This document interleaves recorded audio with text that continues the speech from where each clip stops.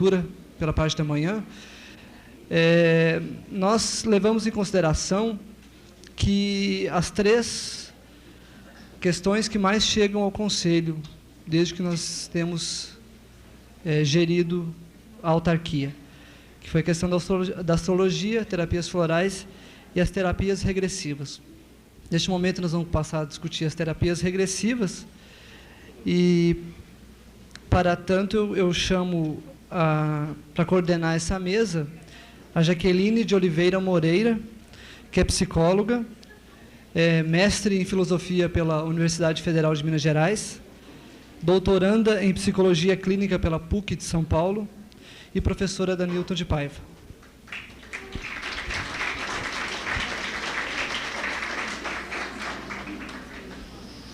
Chamo também Neide Pires, que é psicóloga, com especialização em psicologia clínica pelo Instituto Nacional de Terapias de Vivências Passadas de São Paulo.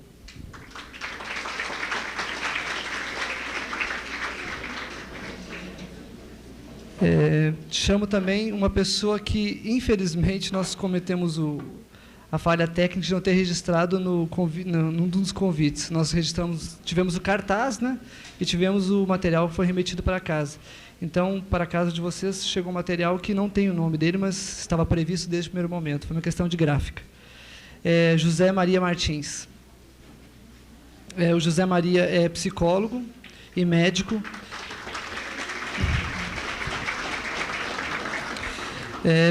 PhD em Psicologia Social Clínica pela Universidade de Berkeley, Estados Unidos. E também nós temos, pelo convite, previsto o Gustavo Safar, que é físico e professor de Departamento de Física da Universidade Federal de Minas Gerais, que até o momento não chegou. E nós, conversando aí com a coordenadora, com a Neide, com a Jaqueline, nós optamos por começar e, se ele for chegar, nós colocamos ele aqui na mesa, e se não chegar, a gente não tem o que dizer, porque ele não nos deu o motivo da ausência.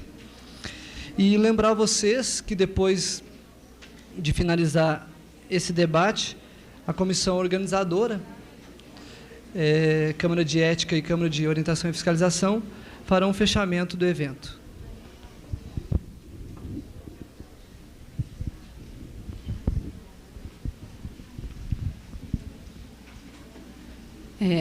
Boa tarde. Eu escrevi um textinho pequeno aqui, eu quero ler ele e depois a gente começa o debate. Antes de qualquer consideração, faz-se necessário parabenizar o Conselho Regional de Psicologia, a Câmara Permanente de Ética e a Câmara de Orientação e Fiscalização pela excelente iniciativa, pois o saber psicológico apresenta como característica mais marcante a dispersão do campo teórico e prático. Por vezes, essa pluralidade carrega consigo o sintoma da incomunicabilidade de posições que se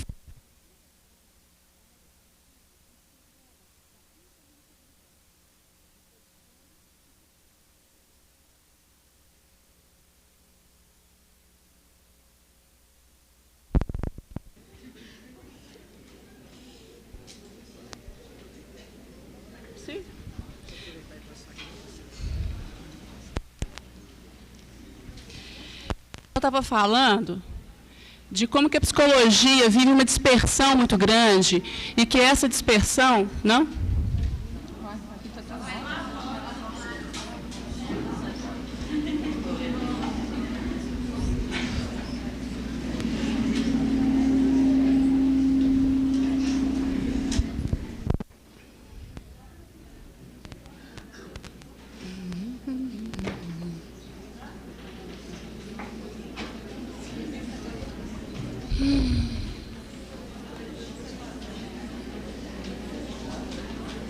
Eu tenho pulmão para falar até lá embaixo, que eu vou riscar. Ai, eu acho que não aguento falar. Gente, escuta. Você sabe que é melhor que ficar segurando esse sorvete aí? Gritar é capaz de ficar segurando. Eu acho. Esse negócio é cômodo, né? Três, você não pode nem chupar. Tem uma briga.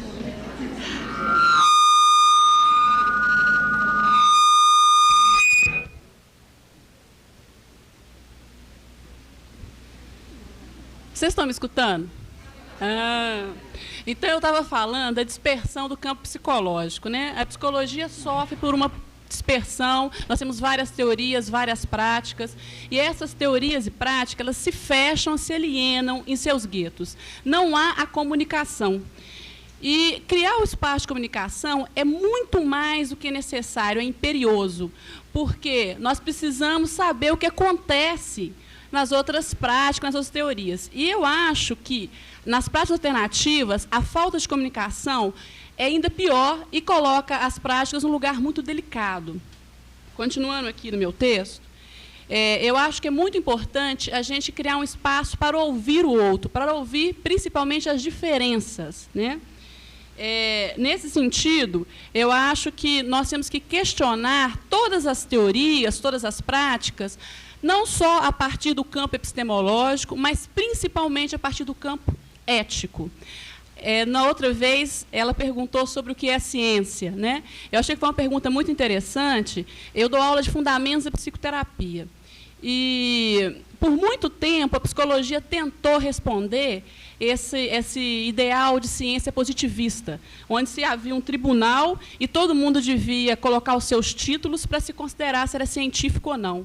Nós não estamos nessa era mais. A proposta atualmente epistemológica é você estudar a teoria e descobrir os pressupostos epistemológicos que sustentam aquela teoria. Você não tem um ideal mais universal e unitário, né? E nesse projeto epistemológico, você também tem que fazer um estudo do momento histórico e ideológico que surge a determinada prática, tem que fazer um estudo da concepção antropológica dessa prática e tem que saber qual é o ethos dessa prática. Ethos é uma palavra grega que tem duas acepções. Uma significa morada, a outra significa hábito. Então, eu acho que a gente pode privilegiar a acepção morada e pensar qual é a morada que determinada prática oferece ao homem contemporâneo. Então, no caso, qual é a morada que as práticas alternativas oferecem ao homem contemporâneo? Se essa morada dá conta das dificuldades que o homem contemporâneo estão passando. Eu acho, então, que esse momento aqui de discussão, de debate, é um momento muito importante para a gente tentar fundamentar ética e epistemologicamente as várias práticas alternativas. Por isso, eu vou passar a palavra para a Neide, que ela vai apresentar para a gente. Depois nós temos 2 debatedores, por enquanto nós temos só um, o outro é imaginário, mas ele vai chegar. A Neide vai falar, então, gente. Boa tarde a todos. Vamos ver se eu consigo fazer as nossas... gente, eu gostaria, primeiro, de agradecer essa oportunidade ao Conselho. Falei, me lembro. Eu gostaria de agradecer essa oportunidade ao Conselho, que eu venho desenvolvendo esse trabalho, terapia de vida passada, regressão de memória, há mais ou menos uns 12 anos. E eu tenho me sentido meio ilhada. Talvez por ter trabalhado demais e ter que buscar muito, eu não tenho ainda alguém aqui em Belo Horizonte, eu não saberia indicar também quem trabalha com essa técnica. Então, hoje eu estou me sentindo assim, sabe? Até que, enfim, alguém me pede falar alguma coisa. Eu tenho feito algumas palestras, mas não é a nível de colegas, não teria essa repercussão. Eu poder passar o que eu vivo no consultório, né, trabalhando com pacientes, expansão da consciência, para mim hoje é muito gratificante estar aqui e dividir um pouco disso com vocês. Mas antes da minha fala, eu acho que nem vai ser preciso mais, depois do que ela disse, são 2 conceitos que eu gostaria de clarear. O primeiro é que eu não estou aqui para provar nada, mas somente informar sobre esse trabalho que eu venho desenvolvendo. E outra coisa também que eu acho importante é sobre o conceito de verdade. Para mim é um conceito subjetivo, relativo e progressivo. O meu compromisso é só mesmo com as informações daquilo que eu tenho vivido durante esse tempo. E o primeiro tópico que eu gostaria de colocar...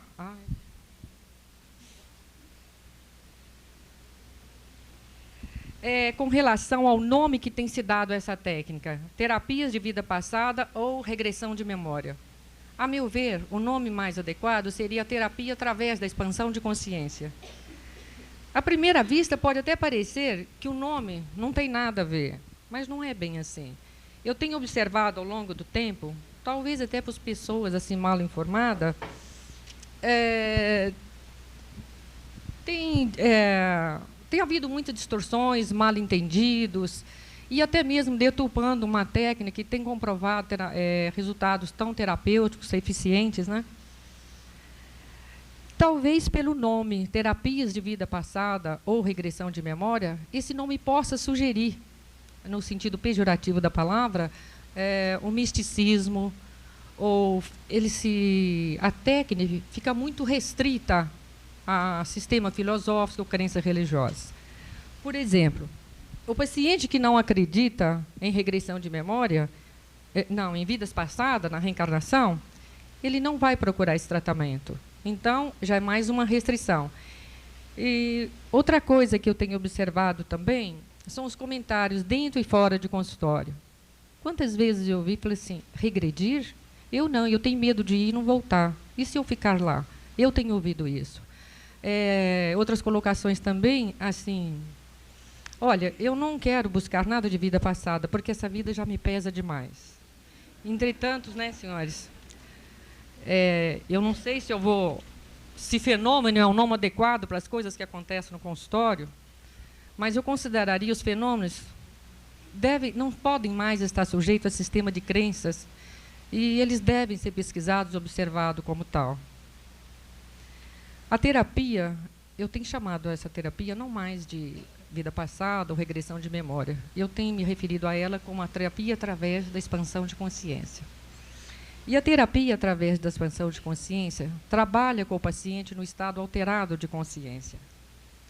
Eu, por exemplo, não trabalho com a hipnose, mas assim como a hipnose, as alucinações, delírios, o coma, também são estados alterados de consciência.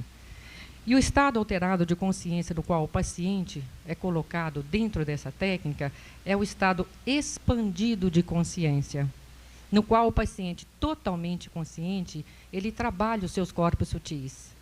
A saber, é o corpo etérico, emocional, mental, astral, espiritual e também até o corpo físico. Se eu não acertar, vocês me falam, parece que está saindo tudo fora aqui do microfone. Se nós quisermos, podemos nos referir também a esses corpos sutis como camadas da aura, ou então campos energéticos. E quando estamos trabalhando em campos sutis, nós não estamos mais sujeitos ao tempo e o espaço. Sem aprofundar na física, porque eu não tenho conhecimentos de física, eu tenho me recorrido a ela, assim como a nossa colega Maria Helena, a gente encontra explicações, compreensões, quando a gente vai buscar algum dessas teorias dentro da física quântica. E eu gostaria, então, de citar, ainda bem que o professor não está aqui, porque se ele tivesse, talvez, até fosse bom que ele me corrigiria, eu não sei. Mas eu gostaria de citar o físico John Bell, que em 1964, ele publicou o seu teorema, no qual ele vai confirmar que as partículas subatômicas estão interligadas de tal forma que ultrapassa o tempo e o espaço. Essa teoria, me parece, ela vai um pouco além da teoria da relatividade de Einstein. É como se ela quisesse já ultrapassar esse aspecto partícula-onda. E todos nós estamos sabendo, né, que foi a partir da física quântica, desses teóricos, dessa visão holística, que nós já podemos explicar, de certa forma, a razão dos seres e do universo. Portanto, em qualquer dimensão, nós não podemos voltar no tempo. Nós não voltamos nossas vidas passadas, não voltamos às nossas memórias, e muito menos as nossas lembranças, né? E com isso também fica claro que a terapia regressiva até a vida intrauterina não existe. O que acontece com o paciente no estado expandido de consciência, nesse momento que ele é colocado nessa situação para vivenciar os sintomas dele, a consciência expandida ela vai atingir, de certa forma, esses corpos sutis, e principalmente o corpo emocional, que é onde a gente fica, é o espaço onde se entende que as emoções, os registros traumáticos ficam ali, né, aguardando uma oportunidade até poderem se manifestar. Nós podemos também comparar essa dinâmica, né? O que vem dos corpos sutis, ou seja, o sintoma que vem sendo trabalhado dos corpos sutis para manifestar no corpo físico. Nós podemos comparar isso um pouco com a teoria da homeopatia. Pelo menos o que me informaram sobre, eu não sei, eu não trabalho com homeopatia, mas a informação que eu tenho é que o tratamento é uma forma de fazer drenar os sintomas em forma de energia ou doença, eu não sei, para os corpos físicos, né? E essa técnica de expansão de consciência, ela trabalha mais ou menos nessa dinâmica. A partir do momento que o paciente, em estado expandido de consciência, ele revive essas emoções e elas muitas vezes manifestam até fisicamente em deformações físicas na hora que ele está vivendo isso. Então, de uma emoção, ele passa a viver um quadro psicossomático até que tudo isso seja escoado num momento catártico. Durante a expansão de consciência, um paciente ele vai viver a origem daquele sintoma que está sendo trabalhado naquele momento. Ele pode ver, ouvir, sentir com toda clareza o quadro e as emoções que está sendo trabalhado ali àquela hora.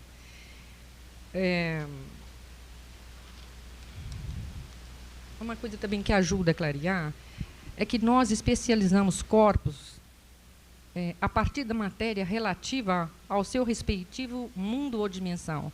O que é isso, né?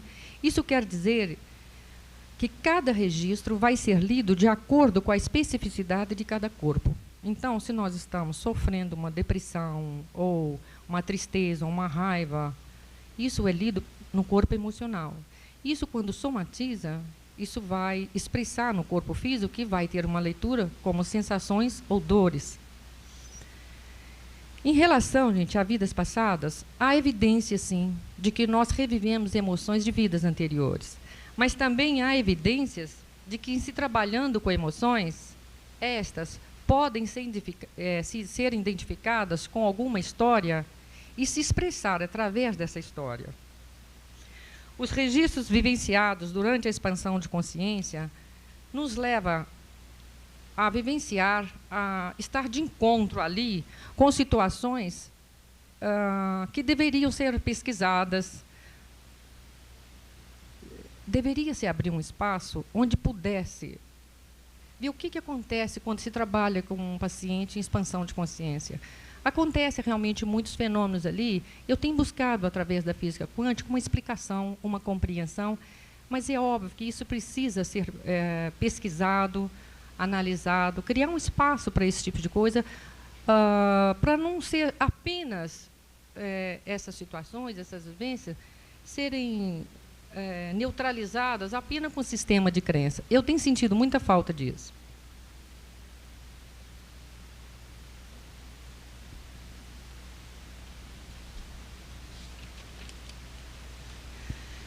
Outra coisa é que o material trabalhado durante a expansão de consciência, na maioria das vezes, eles são classificados, segundo a psicopatologia, como psicóticos.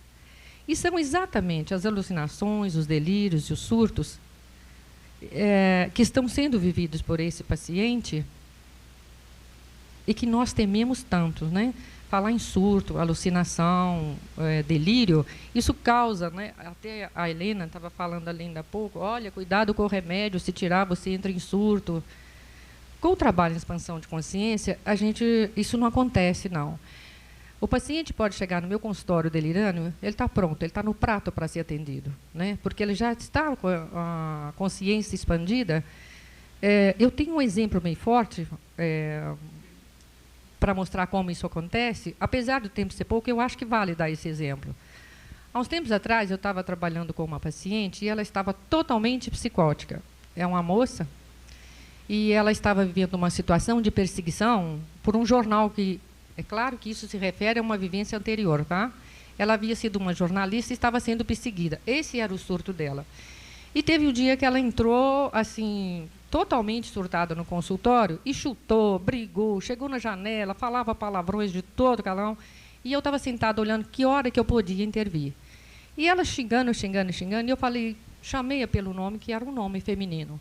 Aí ela falou outro palavrão e virou para mim: pô, será que você não está vendo o tamanho do pênis no meio das minhas pernas? Como é que você tem coragem de me chamar disso?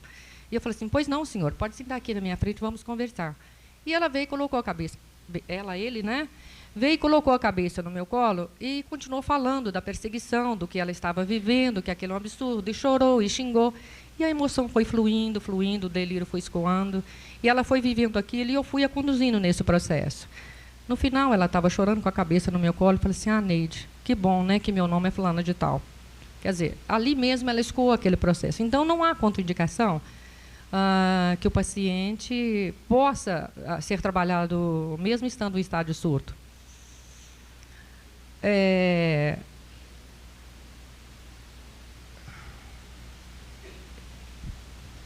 gostaria de dizer que o paciente ele vive essas situações durante a expansão de consciência, a alucinação ou aquele absurdo que a gente tenta, que nós tememos, ele vive ali de forma lúcida, coerente, vivendo conscientemente aquela situação, compreendendo, experimentando aquilo como se fosse uma coisa muito natural. Não tem aquela conotação de absurdo nem nada. Eu tenho um outro exemplo também, que eu acho impossível falar desse trabalho sem dar exemplo. Uma paciente minha, vivenciando, trabalhando uma enxaqueca, o paciente vai caminhando até chegar no momento traumático. E ela se vê, então, deitada num deserto, amarrada, de braços abertos, e o sol queimando, queimando, queimando, e ela chorando ali, vivendo aquela punição, aquele castigo, e, de repente, ela começa a bater os braços e dizendo para mim: Neide, tire esse abutre daqui, ele vai arrancar meus olhos. E por aí vai, vivências de ser sido enterrados, vivências de abortos, que a pessoa vivencia aquela condição outra vez. Então, o que eu acho muito importante, trabalhar com o paciente com essa técnica, é porque nós não temos limites, né, de estar psicótico, de estar alucinando. É uma outra realidade. E uma vez que o paciente vivencia essa situação e escoa, aquele sintoma desaparece. É claro que ele tem um processo ainda de reestruturação, de reequilibrar, né, emocionalmente, mas aquele sintoma ali escoado, aquela emoção não se manifesta outra vez. Eu acho que talvez um exemplo, de uma forma mais descritiva, pode fazer entender mais, porque realmente o meu interesse aqui é passar muito o que eu estou vivendo no consultório. Na primeira apostilinha que eu trouxe, tem um histórico, tem alguma coisa assim, mas isso pode ser lido, está aí, pode procurar. Eu acho importante essa vivência do dia a dia que tem acontecido no consultório. Então, por exemplo, se nós estivermos trabalhando um paciente, através da expansão de consciência, e o sintoma que estiver sendo trabalhado naquele momento se configurar, por exemplo, como um enforcamento, o paciente poderá começar a sentir o pescoço apertado, doendo, ele começa a sentir asfixia e entra naquele desespero que está ali. Mas, no mesmo momento que ele está vivendo esse desespero, ele também começa a viver as emoções, talvez gerado até pela própria situação daquele registro que está ali. Então, a asfixia e a dor vai cedendo espaço à emoção. E ele vivencia essa emoção de forma lúcida e coerente e vai, então, drenando essas emoções, escoando, até ele sentir o alívio, né, e até comentar: ai, Neide, eu nunca me senti tão leve, que bom. Realmente, aquele momento, aquela escoada que ele dá dessa emoção, e eu tenho entendido isso como esses registros permanecendo no corpo emocional, e nessa oportunidade que ele tem de vivenciar com a consciência expandida, é como se essa emoção fosse escoada ali e fosse aliviada. Realmente o quadro da ansiedade que ele vivia não se repetiu mais, mas como processo terapêutico, aquilo foi direcionando para outras dificuldades que ele tinha. Mas o sintoma específico que ele tinha trabalhado nessa situação, ele desapareceu totalmente.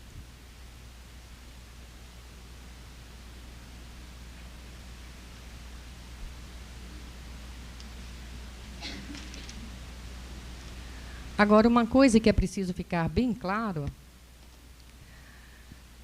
é que, em qualquer situação que o paciente esteja vivenciando através da expansão de consciência, não importa a história, O que importa ali, na verdade, é a emoção que está sendo vivida. Então, se um paciente deitar ali e vivenciar qualquer história, e se essa história não for acompanhada da emoção que deu origem àquilo, ele não tem um efeito terapêutico. Em compensação, ele pode vivenciar a emoção com toda a força que ela vier, não ver, não ouvir, mas sentir. Ou seja, ele não tem noção de que dor é aquela, que história é aquela, mas ele vive as sensações, e desde que ele vive a emoção, então o sintoma, ali ele é desaparecido e o tratamento continua, mas aquela situação é como se tirasse aquilo de uma vez. O sintoma não aparece mais. Isso tem funcionado muito na síndrome de pânico, mas demais. O paciente entra com um medo quase generalizado e que ressalta pontos de maiores medos, por exemplo. É porque, se eu for ficar só dando exemplo, eu não vou chegar no fim. Então, a síndrome do pânico, ela tem tido um resultado surpreendente trabalhando através dessa técnica. Que a síndrome do pânico também é um estado quase surtado, onde o paciente morre de medo e ele projeta o medo nas situações em torno dele, mas, na verdade, ele não sabe realmente de onde vem tanto medo. É mais um desses processos de esvaziamento desse corpo emocional através da vivência emocional.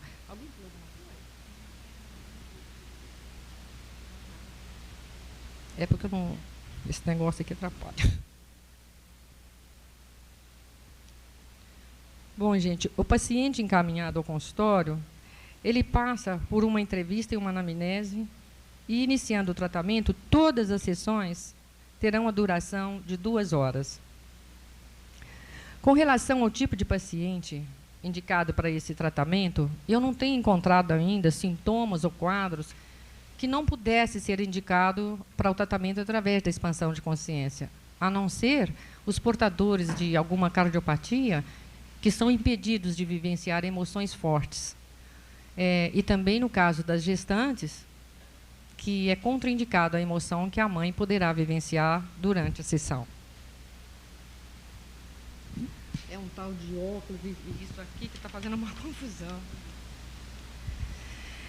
Está quase. No caso de que... Porque o tempo está esgotando, né? Vou falar só das crianças rapidinho, só para mencionar, porque criança também pode ser tratado através da expansão de consciência, e desde que tenham cuidados especiais. Os psicóticos, como eu já disse, seria o prato para trabalhar através da expansão de consciência. Eu vou encerrar, que eu acho que talvez as perguntas possam esclarecer mais, que o tempo da gente é muito curto, o assunto é vasto demais, eu quero correr e acabo me atropelando. O professor Zé Maria.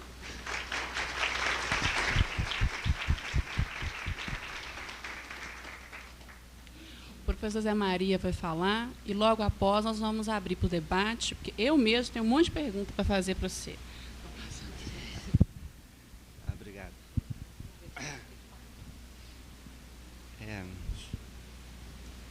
Eu queria também agradecer à coordenação pelo convite e parabenizar o Conselho por essa abertura, esse tipo de fórum que eu acho extremamente pertinente e necessário nesse momento. Quando eu recebi o convite, o que me foi solicitado de início foi que eu trouxesse também minhas reflexões e informações sobre terapias através da expansão de consciência. Mas,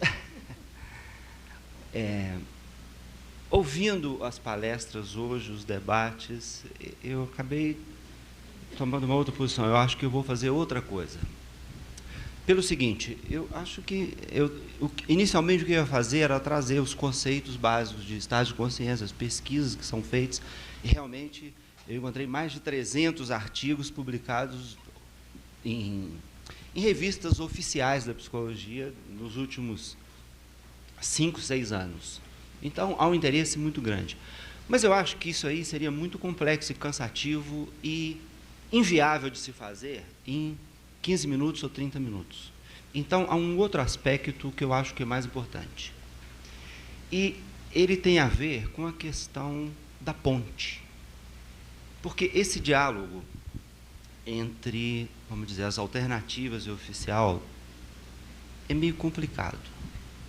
A imagem que me veio é de um pastor evangélico pregando numa boate de travestis. Imagine essa situação.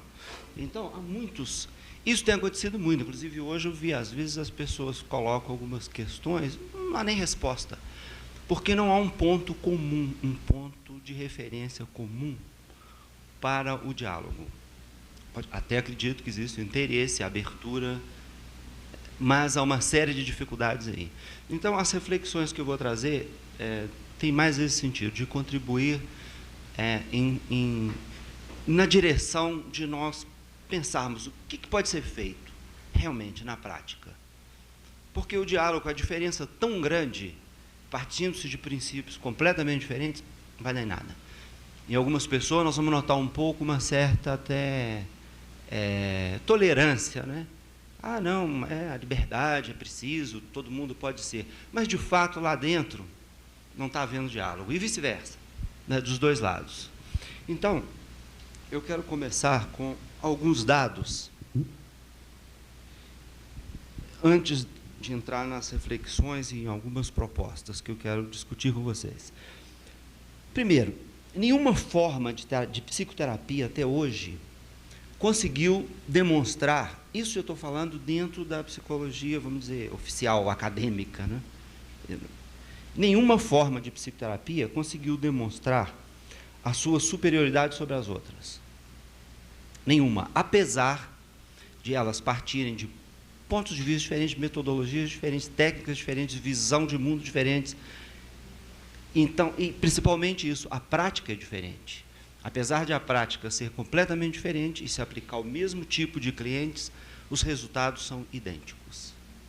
Esse é um assunto importante que eu fiz um levantamento aqui, eu nem consegui fazer a soma, mas eu tenho pelo menos 600 ou 700 estudos, cada um envolvendo 3.000 pessoas, 4.000 pessoas, estudos de eficácia de psicoterapia. Então, terapia cognitiva, existencial humanista, psicanalítica.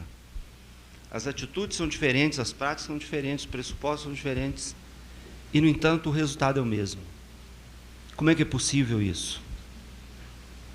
Como é que é possível isso? Então, nos países com desenvolvimento econômico melhor, essa preocupação cresceu muito nos últimos anos. Então, Inglaterra, Estados Unidos e outros países da Europa, os seguros de saúde têm que pagar a psicoterapia. Então, eles querem saber, isso funciona mesmo? Funciona? Funciona como? Quais os critérios que podem ser usados? Então, foram feitos milhares de estudos e a conclusão é essa. Bom, apesar disso, o diálogo é difícil. É interessante que, geralmente, os psicólogos têm um diálogo, se abrem para um diálogo com as disciplinas afins. Sociologia, antropologia, filosofia. Mas com os colegas de uma abordagem diferente, não. É muito difícil. Isso aí parece que é um exemplo daquilo que Freud chamava de o narcisismo das pequenas diferenças. O Freud se referia a isso quando ele via, né, inclusive em termos de raça, espanhol, português, inglês e escocês têm uma dificuldade muito grande uns com os outros. As diferenças menores tocam no narcisismo. Bom, o que importa é que o diálogo aí é pequeno, difícil. Então, a questão que eu levanto é essa. Se nem dentro, né, nem dentro da academia, do que é considerado oficial, onde há, supõe-se, né, uma série de pressupostos comuns, existe o diálogo, como é que nós vamos conseguir um diálogo produtivo, real, né, entre essas duas áreas, vamos dizer assim, né? Então, a questão é complexa. A situação é precária. Eu acho que nós temos muito trabalho pela frente. Eu queria retomar para exemplificar mais esse problema, um aspecto que o Dravin mencionou hoje de manhã, eu quero estender um pouquinho. Ele mencionou as abordagens monológicas e dialógicas, mostrando que há uma tensão, uma oposição entre elas.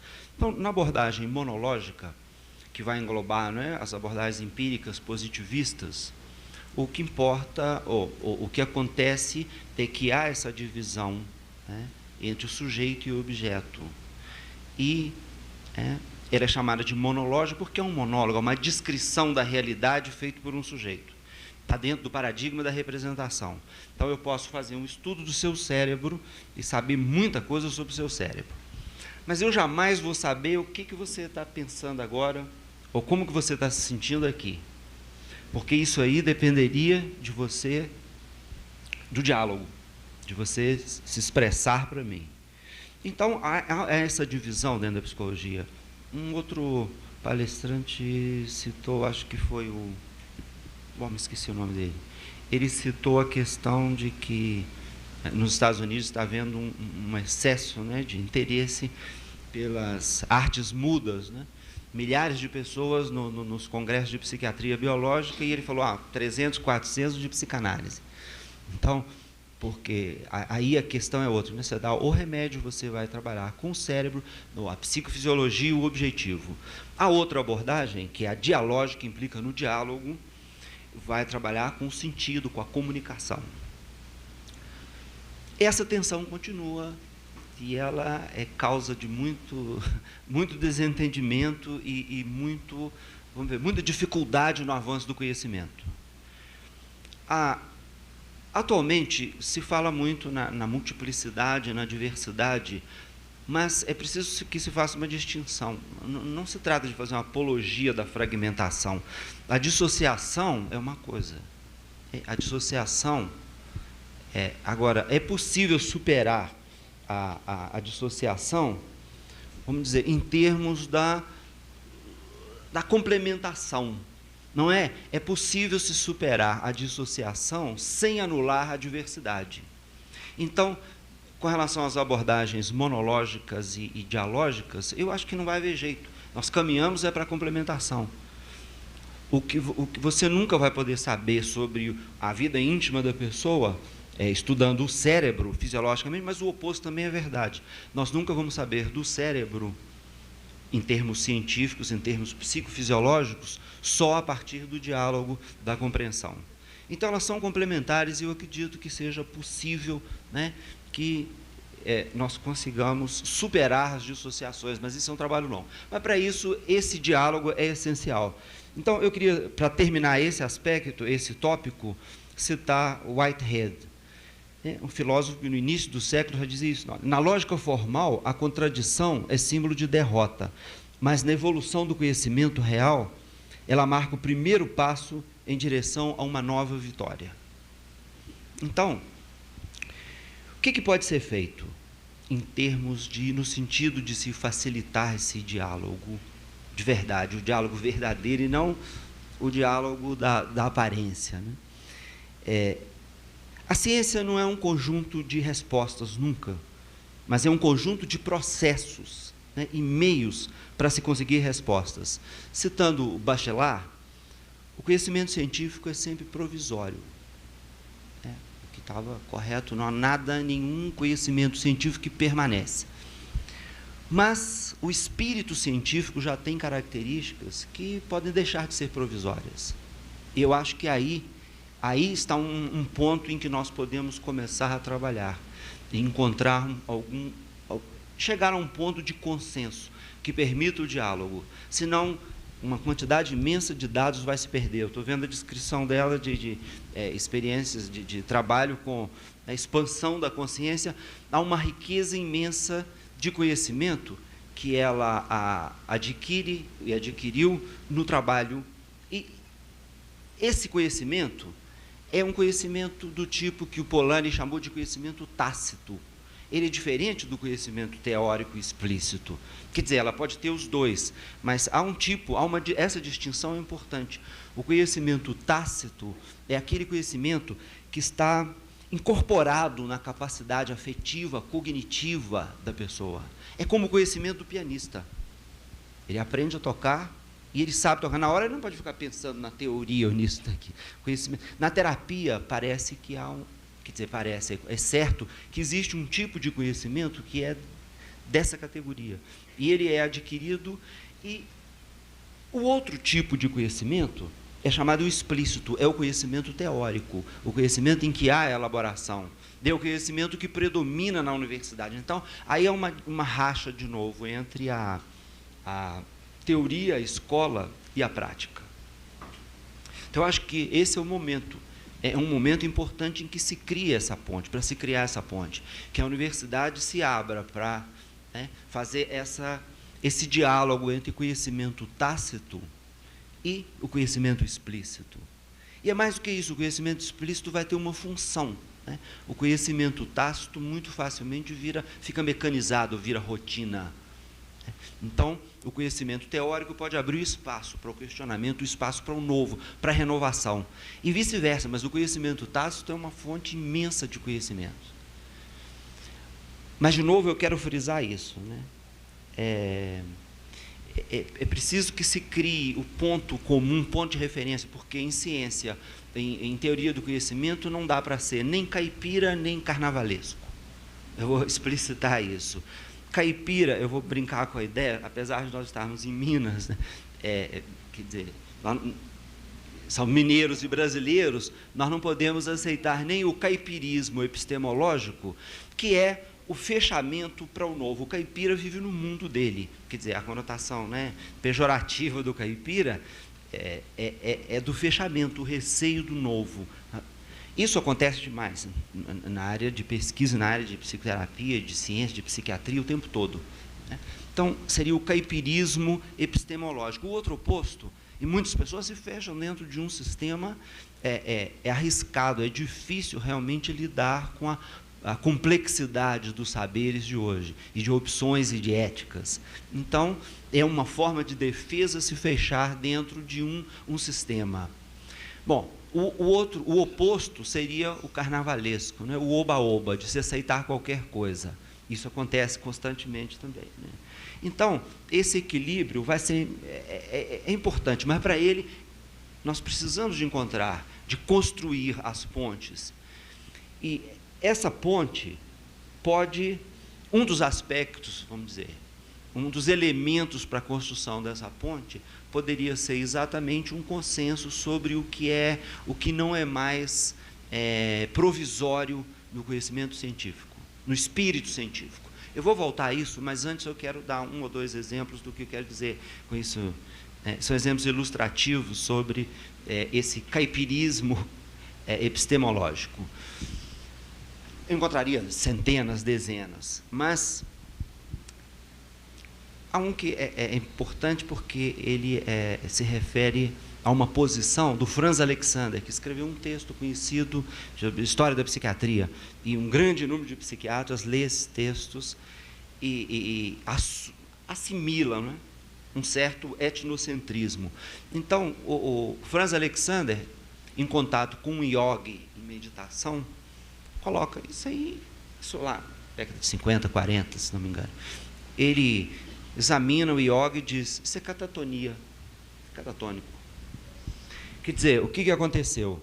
Ele desprezou completamente todo o contexto, toda a história, todo o treinamento do yogi, toda a cultura e uma série de conhecimentos que só foram adquiridos depois. Hoje você sabe que o yogi, quando entra, né, com um treinamento grande, ele entra num estado modificado de consciência. Isso pode ser detectado, inclusive, psicofisiologicamente. As ondas cerebrais mudam, ele tem um controle sobre a entrada de estímulos. Isso aí é um conhecimento tácito e um conhecimento sistematizado que foi adquirido e que tem um sentido na cultura e é terapêutico. Agora, o psiquiatra americano pensou a partir da posição dele só, né? O sujeito que fica parado, não responde a estímulo, é catatônico. Então, isso aí é sério. Da mesma forma, né, que isso aí é um exemplo mínimo dentro de um contexto muito mais amplo em que como eu disse, né, 300 e tantos estudos hoje sobre estados modificados de consciência. No nível fenomenológico, hoje se tenta fazer um mapeamento fenomenológico dos vários estados de consciência, né? No nível estrutural, se busca conhecer as semelhanças entre os vários estados. E no nível psicofisiológico. Mas, né, esse desconhecimento, se as pessoas, como eu disse, dentro daquele esquema de não dialogar com os pares, então quem está num sistema quase que não tem acesso e não fica sabendo o que se pesquisa no outro. Então, o caipirismo epistemológico é uma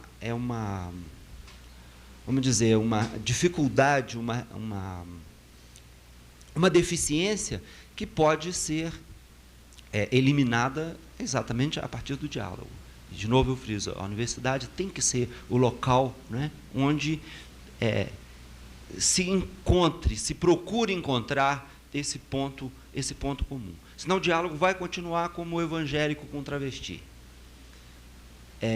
Não sei, eu já presenciei várias vezes, vamos dizer, um lacaniano conversando com um alternativo, vamos chamar assim, que eu acho que, inclusive, essa palavra eu acho que não é muito adequada. Mas, geralmente, é um diálogo de surdos, é impossível.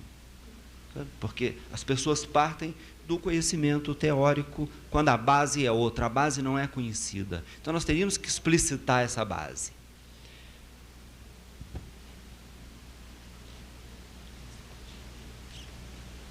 As associações internacionais, eu examinei algumas, fazem uma série de recomendações sobre o serviço psicológico, sobre as práticas psicológicas. Eu não sei até que ponto que isso pode ser seguido, até que ponto que... Eu acho que é o ideal, nós temos que procurar nos aproximar disso. Mas há quatro critérios mínimos que são colocados, que são aceitos como os critérios para que as práticas, as atividades terapêuticas fossem seguras e não sejam prejudiciais para os clientes. A primeira, que a natureza exata do serviço deve ser descrita detalhadamente. Então, isso que você está fazendo aqui é um comecinho, né? Então, na medida que isso se divulgue, seja feito, vai ser possível que se conheça exatamente o que está sendo feito. Hoje, você sabe bem, o que o terapeuta faz é mais importante do que o sistema de crença dele. Então, às vezes, há terapias que são muito eficientes e processos terapêuticos e técnicas que funcionam e o sistema, apesar de eles aparecerem ligados a sistemas de crença completamente diferentes. Né? Então, os benefícios têm que ser explicitados. Esses benefícios devem ser validados cientificamente. Aí, agora, nós entramos numa questão complexa. O que é o científico? Terapia é arte ou é ciência? Até que ponto que a ciência tem que ser, né? Tem que ser feita uma distinção entre ciência e cientificismo. Então, a questão é complexa, mas essa questão do conhecimento tácito e o conhecimento explícito pode ser um ponto de partida. Né? O quarto item, os possíveis efeitos negativos que possam superar os benefícios devem ser excluídos empiricamente, porque qual o outro critério que nós teríamos? Né? Então, aí o critério empírico ainda é o mais válido. Porque se as pessoas ficarem dentro do próprio sistema, é fácil, ali dentro, você explicar outro e justificar, e um sem fim. Então, de todas essas pesquisas hoje, que mostram os resultados equivalentes, né, em vários sistemas, tem saído, né, uma hipótese, né? Aliás, várias, mas uma eu considero extremamente importante para que nós possamos nos abrir para o diálogo e para compreender e para conseguir, né, dar o valor que elas têm às práticas alternativas, né? Que é o seguinte: a potência dos mecanismos endógenos de reequilíbrio emocional. Então, independente do sistema de crença, independente da atuação, né, nós ficamos numa situação que há mudanças positivas, há solução de problemas, o sofrimento é diminuído e o foco hoje vai muito nisso. Há uma capacidade imensa do organismo, desde que sejam dadas certas condições, que são comuns, então, às várias formas de terapia, inclusive as chamadas alternativas, porque senão não haveria o resultado. Né? Então, se as pessoas fazem, aparentemente, atuam de uma forma completamente diferente, o resultado é o mesmo, esse resultado deve ser justificado por outros fatores que não aquele que está sendo explicitado, talvez. Né? Se você compara uma explicação skinneriana ou freudiana de um processo terapêutico, são completamente diferentes. Mas hoje se trabalha muito com depressão, tanto em psicanálise quanto em terapia cognitiva. Bom, e agora, por que não com expansão de consciência, com regressiva, com quantas outras, né, formas que estão surgindo? Então, basicamente era isso que eu queria colocar. Eu poderia... Deixa quantos? 5? Quanto e meia? Então, eu vou encerrar com isso. Né? Eu queria só fazer uma citação para terminar, que eu achei extremamente importante, essa colocação de Viktor Frankl. A questão do conhecimento é muito importante, e esse diálogo é essencial. Eu acho que vai ficar óbvio depois que vocês ouvirem a citação. Viktor Frankl, o psiquiatra judeu que teve em campo de concentração, né, e que criou a logoterapia. Ele diz o seguinte: não foram apenas alguns ministérios de Berlim, né, que inventaram as câmaras de gás, que ele teve no campo de concentração e ele viu que o sentido, né, da vida para a pessoa, às vezes, era mais importante que a liberdade. E o que mantinha as pessoas vivas era o sentido que elas davam à própria vida. Mas ele diz o seguinte: não foram apenas alguns ministérios, então, de Berlim que inventaram as câmaras de gás de Auschwitz e Treblinka.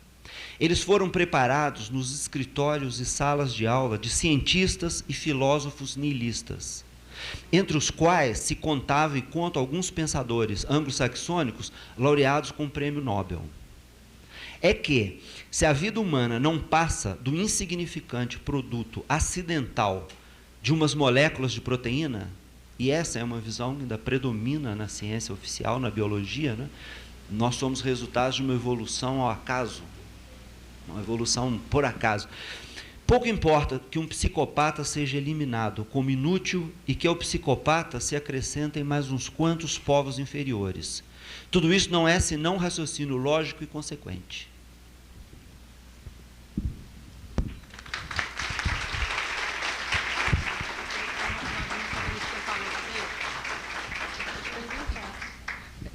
Eu sei que eu vou responder algumas perguntas, mas eu estou me coçando aqui, enquanto eu estou ouvindo aqui o doutor falar.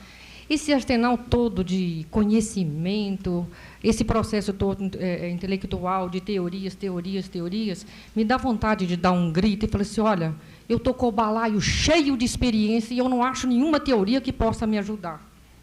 Talvez a culpa seja minha, né? Eu tenho que parar de trabalhar e estudar. É só isso que eu gostaria de colocar. Bem, Neide, eu ia te fazer uma pergunta, agora eu até fico um pouco tímida depois disso que você falou. Pode perguntar. Porque o Zé Maria estava falando muito sobre a questão pragmática, do benefício das práticas, né? É uma questão muito importante mesmo. Agora, a gente tem que tentar entender o benefício da prática e dar base teórica para essa prática e também tentar perceber a qual demanda que essa prática está respondendo. Ele citou o Viktor Frankl, por exemplo. O Viktor Frankl, ele vai criar a proposta dele num momento histórico muito específico, né? Então, a prática dele vai ter toda a repercussão do momento histórico e ideológico que ele está vivendo. Nesse sentido, eu queria saber, da sua proposta, né, terapia de expansão de consciência, quais seriam assim, as teorias que a gente poderia pensar, ainda que não tenha uma, mas algumas que vão fundamentar, e também se você já parou para pensar a qual demanda social que essa terapia vem responder. Tá? É isso. O histórico que eu coloquei ali, e que o tempo é tão reduzido, que está ali na apostila, não dá para falar, desde os egípcios, desde a antiguidade, já se faziam pesquisas com relação à reencarnação, e depois ele deu abertura a esse trabalho, iniciou com essas pesquisas empíricas. E isso foi desenvolvendo, para não citar tudo, o Dr. Denis Kelso, já em 1934, então ele ele publicou o trabalho dele no livro Minhas Vidas, acho que é isso, que já estava a prática naquela época, terapia de vida passada ou regressão de memória, como um tratamento terapêutico. O que eu posso informar, como eu estou dizendo, nesses 12 anos que eu venho trabalhando com essa técnica, são os efeitos terapêuticos. Eu posso, sem nenhuma restrição, dizer cura mesmo, né? Porque os sintomas desaparecem, as pessoas mudam de vida e elas voltam a relacionar bem, elas superam quadros e por aí vai. Então, com relação à sua segunda colocação, qual é a demanda no momento? É porque eu acho que todos nós estamos muito evoluídos, mesmo que a gente possa não ter consciência disso. Basta dizer os sensitivos, as pessoas que estão começando a perceber esse lado sensitivo. Os pacientes chegam no meu consultório com vergonha de dizer que estão enxergando, que espíritos estão conversando com eles, porque tem medo disso ser classificado dentro da psicopatologia. Eu não estou com compromisso com a psicopatologia, sinceramente. O meu compromisso é ver qual é o fenômeno que está acontecendo ali agora, qual é a questão terapêutica, claro, dentro da ética, né? E qual é o resultado disso. Então, a demanda que no momento que eu estou observando, é a necessidade, por exemplo, me parece que é mais recente esse sintoma que tem aparecido, que é a síndrome do pânico. E, olha, dá vontade de chorar. O paciente chega no consultório e diz, olha, Neide, tem 8 anos que eu estou tratando com Diepax, com isso, com aquilo outro, e com 4, 5 sessões ele desaparece com todo aquele sintoma, e aquilo fica claro, acabou, vive com naturalidade. É claro que é dentro de um processo terapêutico, mas para quem estava 6, 7 anos com tratamento, eu chamo de bloqueadores, né? Então, eu acho que a necessidade agora, a demanda agora, seria exatamente a forma como os pacientes estão nos procurando. Eu vou ler as perguntas. Você quer qual é essa? Pode. Existe alguma relação entre a regressão de vidas passadas e o consciente coletivo de Jung? É bom que o professor Zé Maria te ajuda nessa aí.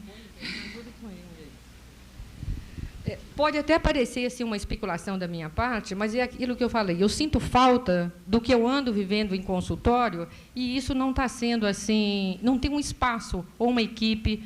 Eu acho até que tem que começar isso, para explicar o que anda acontecendo. Eu não sei qual teórico, quem falou, que os cachorrinhos eles têm uma alma comum, que cada aprendizado do cachorrinho passa para todos os cachorrinhos. E parece que tem alguma coisa assim, que fala também na teoria de campo, sobre os macacos, alguma coisa nesse nível. Então, o que eu tenho visto como as camadas da aura, ou esses corpos sutis, estão me parecendo, veja bem, isso eu ainda está me parecendo, mas não é uma coisa ainda verdadeira, ou que eu diz, olha, é isso que está acontecendo. Não, as hipóteses são essas. Parece que o que surge nesses campos sutis pode estar ligado a uma alma coletiva que pode ser esse inconsciente de Jung. Porque, assim como não existe o inconsciente, que nem Freud falou que havia, mas sim situações inconscientes, eu tenho observado, e é uma meta de pesquisa, que talvez nós, seres humanos, também possuímos uma alma coletiva, e que esses corpos sutis talvez possam ser uns seletores dos quais nós podemos identificar as emoções e os registros que nós temos. Isso, se nós formos olhar dentro da física quântica novamente, com relação a essa probabilidade de interconexão, é possível que isso merece ser pesquisado, vamos dizer assim. Então, a relação entre os corpos sutis e o inconsciente de Jung, o que eu compreendo seria mais ou menos isso. Só queria acrescentar um dado aqui. A pessoa que você tentou citar, eu acho que é o Sheldrake, né? A ressonância mórfica. Né? Não, mas eu quero dizer o seguinte, ninguém hoje consegue, a não ser a questão da crença individual, em termos mais amplos, ninguém pode dizer, está provado que existe a reencarnação. Mas também ninguém pode dizer o contrário. Olha, de forma nenhuma existe. Então, no meu trabalho com outros estados de consciência, eu vejo, às vezes, sem indução, as pessoas revivem situações que elas descrevem como de outras vidas, e há uma cura, no sentido que você falou, do pânico, depressão, etc., etc. Outras pessoas têm os mesmos resultados sem falar em outra vida. Talvez o importante seja a catarse, o emocional, o reequilíbrio emocional. Bom, só isso. Antes de ler outra pergunta, eu vou fazer uma pergunta também. Você falou do seu trabalho com pacientes psicóticos, né? Você falou que eles já é um prato cheio, já estão no estado alterado de consciência. E eu fiquei pensando o seguinte: se você trabalha com um paciente psicótico que está, vamos dizer assim, à beira de um suicídio, né? Como que você lida com essa questão do suicídio, do paciente psicótico que mata alguém, que mata o pai, né? Como é que trabalha com isso? O paciente psicótico, eu não tenho experiência hospitalar naqueles casos que já estão tão cristalizados que talvez nenhum contato com o externo, né, com o mundo externo, eles conseguem. Mas o paciente, por exemplo, que chega lá no consultório dizendo que o demônio está lá no vidro e que está debaixo da cama e que, se for para ele deitar ali e o demônio chega lá cutucá-lo, que ele não vai aguentar ficar ali.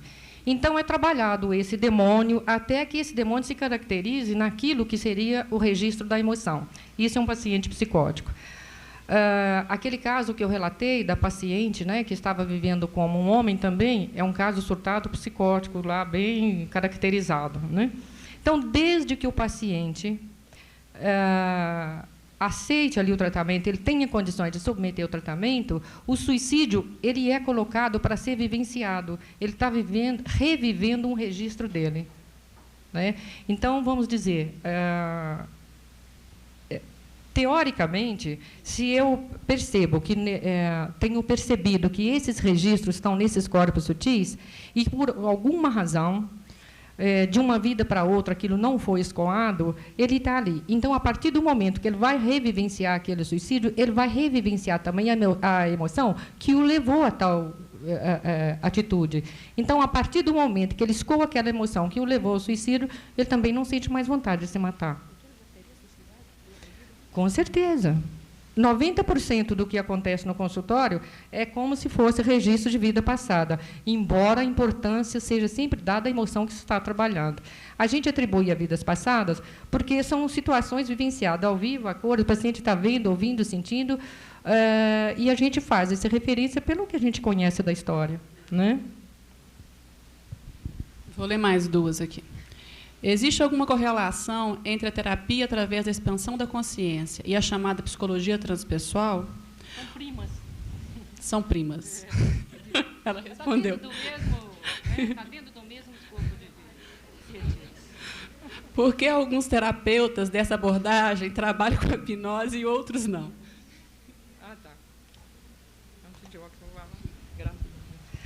Olha, gente, quanto à psicanálise, quando eu estava fazendo a minha especialização em São Paulo, tinha cadeira de psicanálise. Então, foi relatado lá, durante o curso, e que um rapazinho de 16 anos havia submetido a terapia, até então, né, chamada de... Aliás, só eu que chamo expansão de consciência. O negócio é terapia de vida passada ou regressão de memória. Então, ele tinha submetido a um tratamento desse, e, na vivência, ele descobriu que ele não era filho legítimo dos pais, que ele era um filho adotivo. E ele entrou em pânico, ficou desesperado, desestruturou todo, e os pais quiseram até processar o psicólogo por causa desse fato. Então, chamaram o hipnólogo lá, né? E falou assim: olha, você tem que apagar isso da cabeça do meu filho, porque a gente viveu dos 8 anos escondendo essa realidade, e agora, por causa de uma sessão de terapia, vai tudo para água abaixo. Vejam bem, o que deveria ser escoado nesse trabalho é essa emoção. Né? Por que eu não posso ser filho adotivo? O que está acontecendo aí? Qual é essa revolta? Essa emoção teria que ser escoada.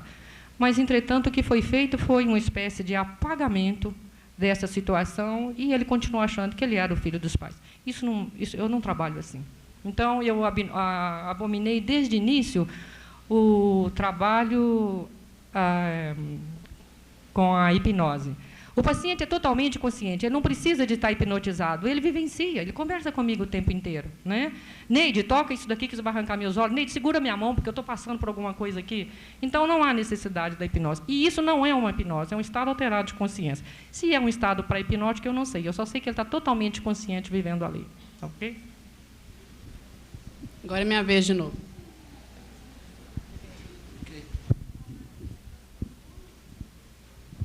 Não, aí eu teria que situar. Transpessoal começou há uns 25 anos e é uma das áreas da psicologia, uma disciplina que se abriu para esse estudo. Mas também é pesquisa, né? Está aberta para pesquisa e você disse que é prima, eu não sei, porque foi uma brincadeira, porque isso aí é uma técnica, é uma forma de trabalhar. Existem centenas de formas de se trabalhar com estados modificados de consciência. Aliás, né, eu queria lembrar isso, que nós estamos no Brasil. 40 milhões de pessoas vão Umbanda, vão procurar. Muito mais do que psicólogo e psiquiatra, as pessoas no Brasil vão Umbanda. A Umbanda trabalha com um estado modificado de consciência. A pessoa é colocada em transe, ali ela faz a descarga, ou recebe espírito. É o espírito, é Exu ou é a própria sexualidade que está se manifestando? É uma forma de elaborar, de vivenciar. Mas as pessoas, o tempo todo... Agora, a transpessoal está estudando esses fenômenos, estão fazendo esse mapeamento. E aí se trata de uma forma, uma das técnicas, né? Aliás, a palavra transpessoal foi criada por Jung, mas como disciplina, né, ela começou há uns 25 anos e tem crescido muito. E tem dado muitos resultados nessa área. Tá bom. O primo foi só brincadeira. A minha pergunta agora é o seguinte. A invenção do espaço psicológico é marcada... vem logo depois da Revolução Copernicana, onde o homem começa a se perceber como finito frente ao universo infinito. Claro que ele sabia que era finito, mas essa sensação da finitude ela é mais presente nesse momento. E aí eu fico pensando que as terapias de vidas passadas, elas um pouco, não digo negariam, mas elas iam amenizar um pouco essa questão da finitude. E eu fico pensando que é exatamente o problema da finitude que coloca a psicologia em cena. E eu queria saber, então, como que você relaciona essa problemática da finitude com a terapia de vidas passadas. Entendeu? Bom, eu não sei como é que seria esse conceito de finitude. A minha briga tem sido o nome que tem se dado a essa terapia, né? Terapia de vida passada ou regressão de memória. Eu discordo desse nome, que não há um deslocamento no tempo. A gente trabalha fora do espaço-tempo. E fora do espaço-tempo, eu não sei como que eu posso classificar a finitude. O físico fez falta. Muita. Você coloca... vou ler, vou ver se você consegue.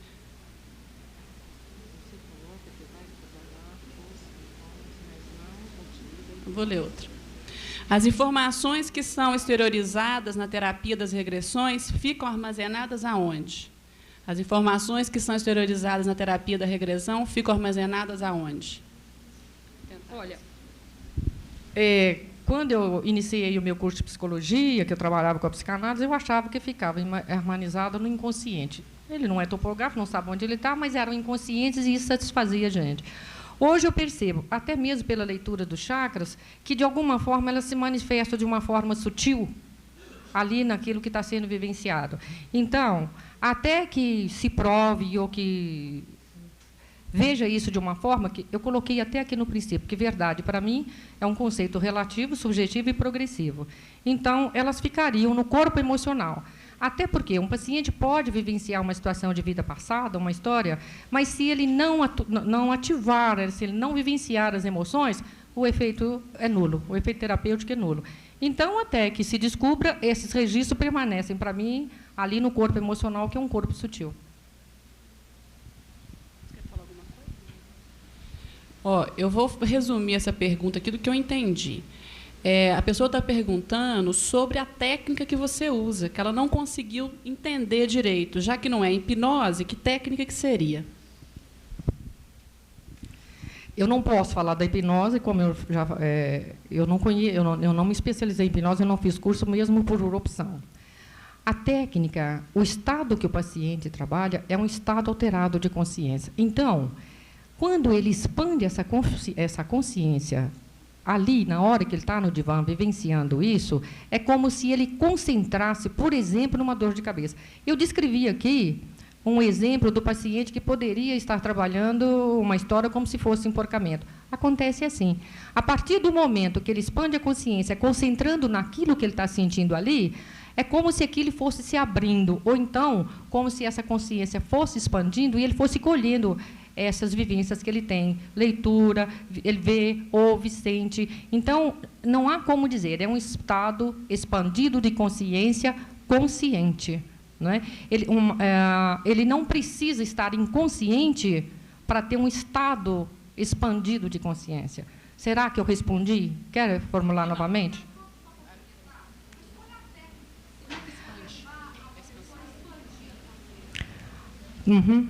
Olha, quando o paciente deita no divã, ele vai relaxar, fechar os olhos, tá?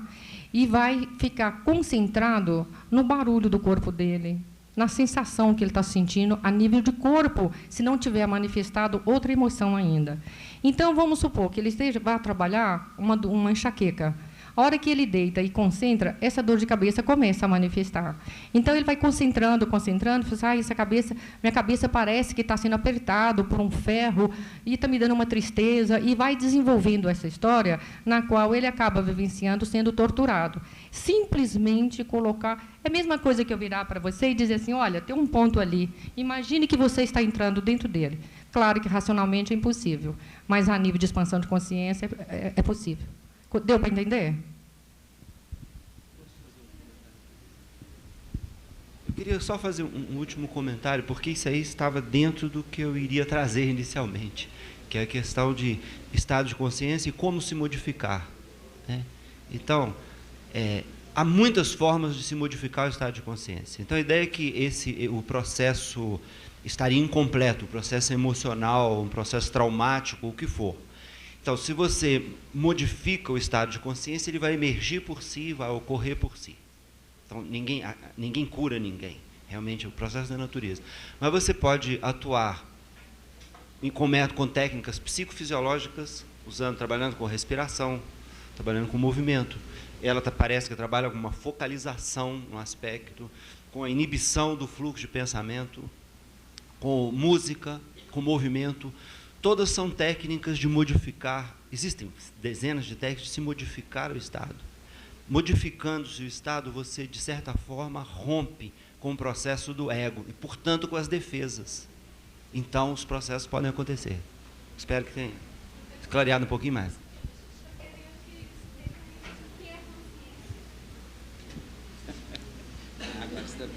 Mas eu não me comprometi a definir consciência, não.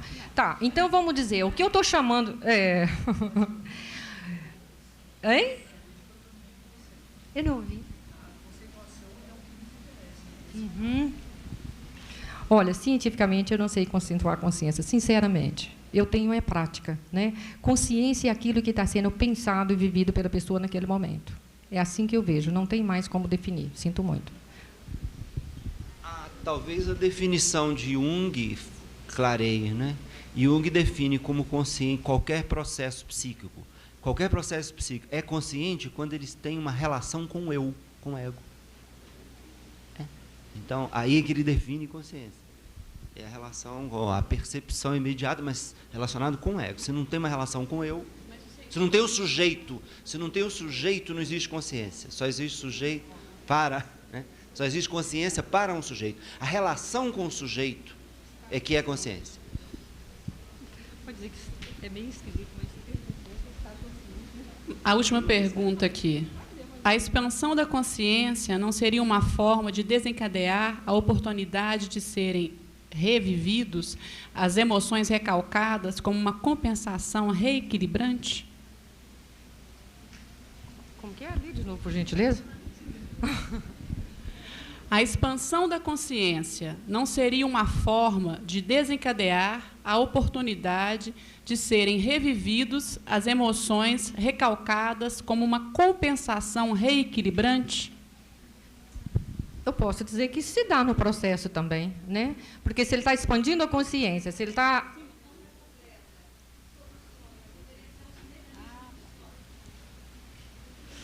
Olha, o que eu sei, o que eu tenho presenciado em consultório, que tanto sonhos quanto esses registros vivenciados pelos pacientes que se referem, por exemplo, a vidas passadas, eles se dão durante a sessão. Só que no sonho, nós não estamos conscientes para monitorar aquilo que está acontecendo. Tem pessoas que sonham com mais lucidez e, no sonho é muita coisa, não é só uma expansão de consciência, né? Ali nós temos muitos fragmentos direcionados, talvez, pela própria emoção e outras situações, mas estão muito correlacionados. Quando eu faço a anamnese, normalmente eu tomo sonhos, porque os sonhos eles se dão também em função das emoções. E o que se trabalha nessa expansão de consciência são as emoções. Alguém quer fazer mais uma pergunta?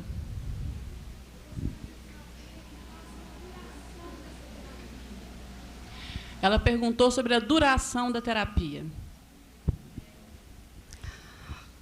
Como se trata de situações totalmente inconscientes, né, não tem como avaliar o período que um paciente pode vivenciar. Nós estamos lidando com defesas também. Então, eu tenho no consultório pacientes que se deram alta até com 4 sessões, porque foram especificamente trabalhar, por exemplo, uma disfunção ou uma enxaqueca ou alguma coisa. Estatisticamente, o que nós temos seria de 20 a 30 sessões, e olha que a sessão são de 2 horas. Normalmente, o paciente se dê alta. Mas, na verdade, eu tenho pacientes que se deram alta com 4, 8, 20, tem paciente que está há 3 anos comigo. Isso vai depender muito de... são idiosincrasias, né? O que é que a pessoa está trabalhando? Muitas vezes, como a Helena disse aqui, a pessoa vai ali e fala assim, olha, eu quero resolver esse problema da minha vida. Outros não, faz um processo bem mais profundo de crescimento interior. Não sei se eu respondi. Mais alguma? Bem, eu queria agradecer a presença do professor Zé Maria, da professora Neide, e queria falar que eu acho que nós temos que propor mais encontros desse, porque é só com o debate, o diálogo, que a gente vai poder, ainda que o diálogo seja difícil, mas só com ele que nós vamos poder fundamentar teórica e eticamente as práticas, né? Porque se as práticas são eficientes, bem, isso é uma questão que eu acho que a psicologia tem que ir além disso, não pode ser só ficar na eficiência, tem que ter teoria fundamentando e ética respaldando todas as práticas, né? E agora eu vou chamar o Celso e a Terezinha para encerrar o nosso evento. Vocês vão encerrar, eu paro no encerrar.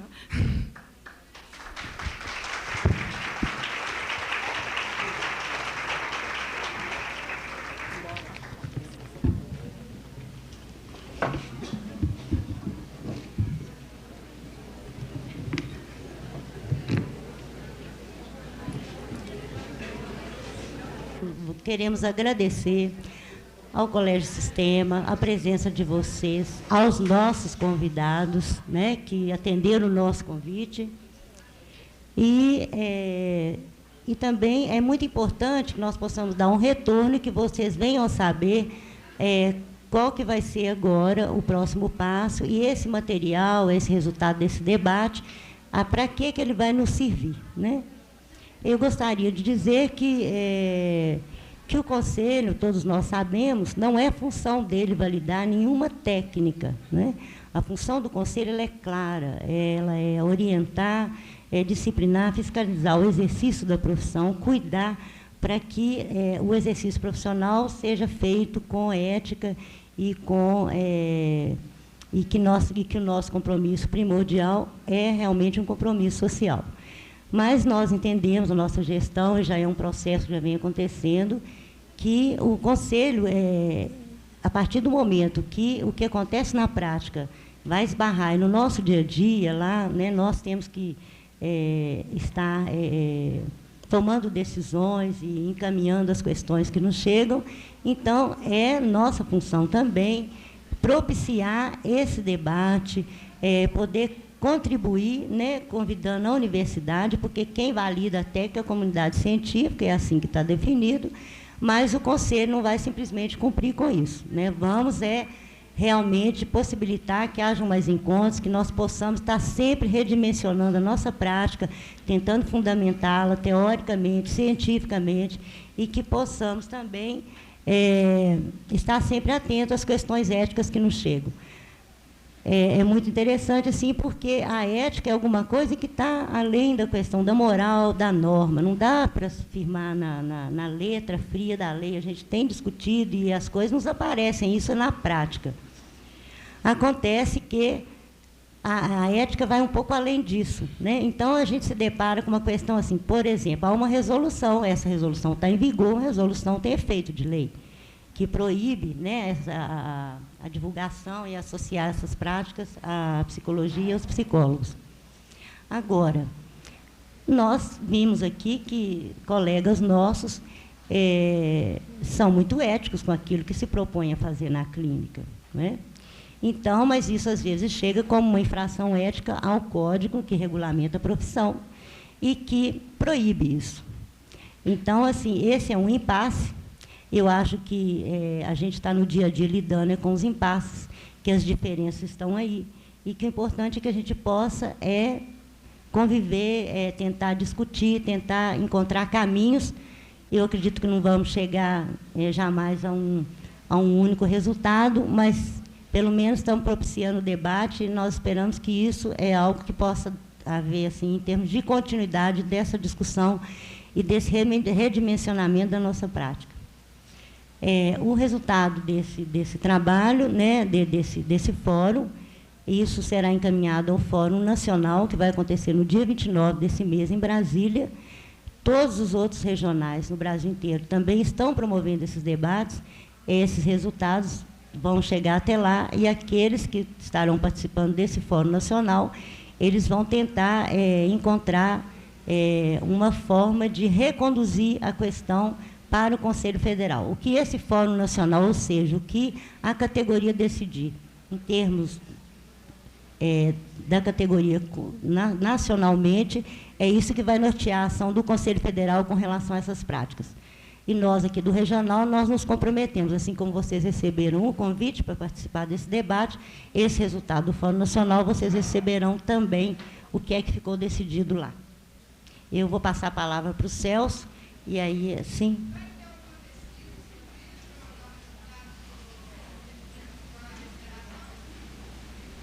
Não, esse é um processo que já vem acontecendo há um longo tempo, né?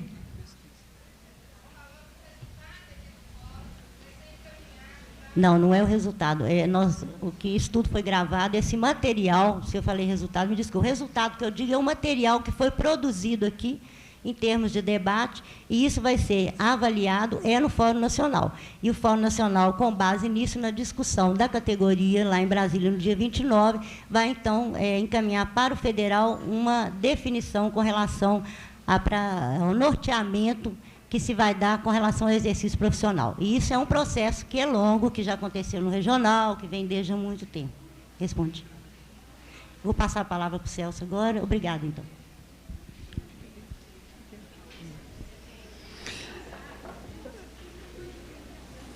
Eu acho que nunca é demais dizer, mais uma vez, que a função de conselho é orientar e fiscalizar a prática profissional em psicologia, isso definido pela lei da década de 60. Ela não valida conhecimento, né? Mas por uma decisão política do 2º Congresso Nacional da Psicologia, que é o órgão deliberativo máximo da autarquia, inclusive maior do que o Conselho Federal, foi uma decisão política de agenciar esse debate. Então, quando você fala em pesquisa, a nossa contribuição, a opção que o Conselho Regional de Psicologia de Minas Gerais e Espírito Santo fez, foi de contribuir para esse debate, não do ponto de vista eminentemente político, ou tecnicista, ou cientificista, e sim do ponto de vista científico.